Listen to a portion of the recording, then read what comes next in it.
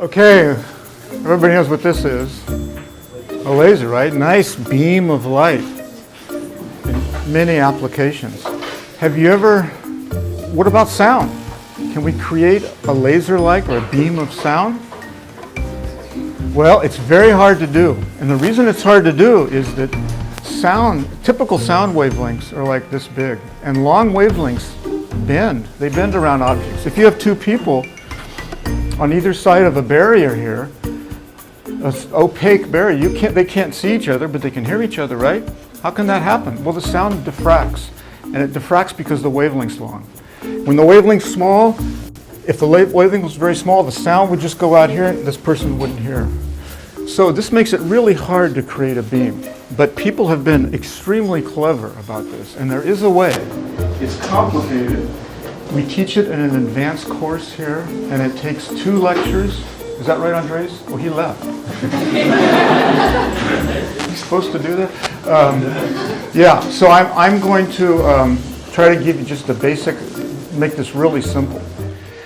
This is called an audio spotlight, and it's only $2,000. And you know who paid for it? Your parents, right? Okay, so what it does is, it has some transducers here, some discs that generate sound, and it puts out 65,000 hertz, 65 kilohertz. How high can we hear? 2,000. Around 20,000. Well, you might be able to. Not you get older. Not down around the I don't think even them can hear. What? I don't think. Yeah, I think. Yeah. By now they are probably 18 or 17,000. Yeah.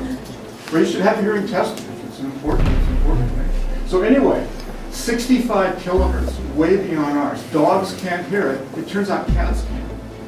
Okay. Bats, no problem.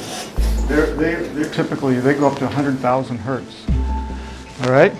So we can't hear this. It's going, I haven't turned it on yet. When I do, it's going to blast out a 65 kilohertz beam. Because the wavelength is so small, it doesn't spread. Because 65 kilohertz has a wavelength like that.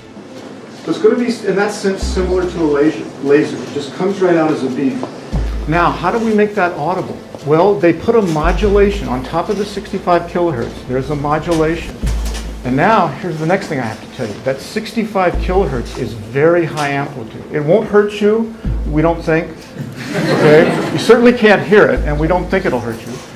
And it's very high amplitude. And what happens when you have 2 sound waves like this, sound plus sound can create sound, but only at high amplitudes. At low amplitudes, sound waves just travel right through each other. You may be sort of familiar with this. But at high amplitudes, you can create sound. So what happens in this apparatus is, the audio sound, the sound that you're going to hear, is actually created in the beam, not here. And because it's created in the beam, and it stays in the beam, we have a beam of sound. So let me demonstrate this for you. Let me turn it on. And I'm going to find the piece of music that we like. Yeah. You may not like it. The Eagles? Yes. You like the Eagles? Yes. Okay, good. Oh, we have a friendly audience this year. Yeah. I think they're just saying that to make us feel better. Right. All right.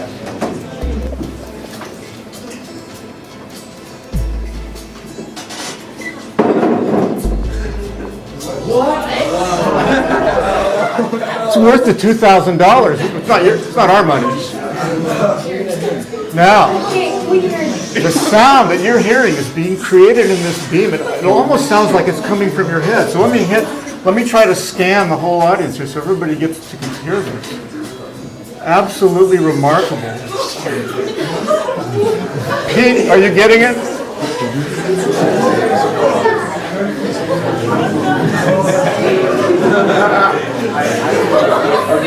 Let's try to, one more thing. Let's try to bounce it off the wall. Raise your hand if you can very clearly hear it. I'm going to try to bounce it off the wall. Look at where the hands are raised. Put your hands down. No, it's bouncing off the wall. This is a beam of sound.